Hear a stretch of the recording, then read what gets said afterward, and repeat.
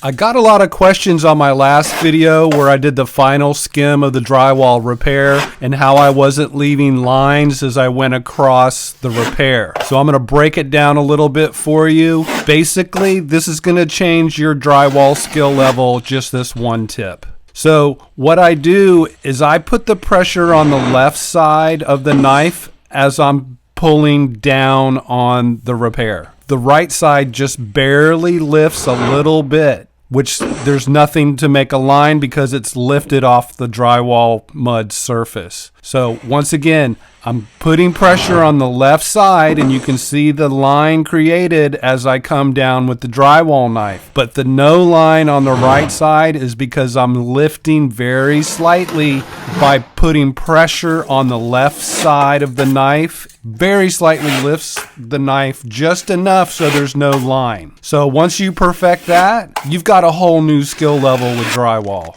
I hope this helps. Thanks so much. All right, it's time to sand that drywall repair, and here's why it's a good idea to keep everything tight when you're doing your mud work. Took me less than 30 seconds to sand this with my medium to fine sanding sponge. The most crucial part is where the new mud work butts up against the knockdown texture. You want that to be a pretty smooth transition, and when you go to spray the knockdown texture, it'll blend perfectly. That video is coming up as well. Lastly, I'll take a damp rag just to wipe off any of the dust around the edges and also just do a little final blending. And if you remember, I did no sanding in between coats on this drywall repair. So once I repaired the drywall, it was time to match the knockdown texture. I'm going to show you an easy and effective way to match knockdown texture on walls or ceilings. First, you'll want to practice spraying the knockdown texture on a scrap piece of material.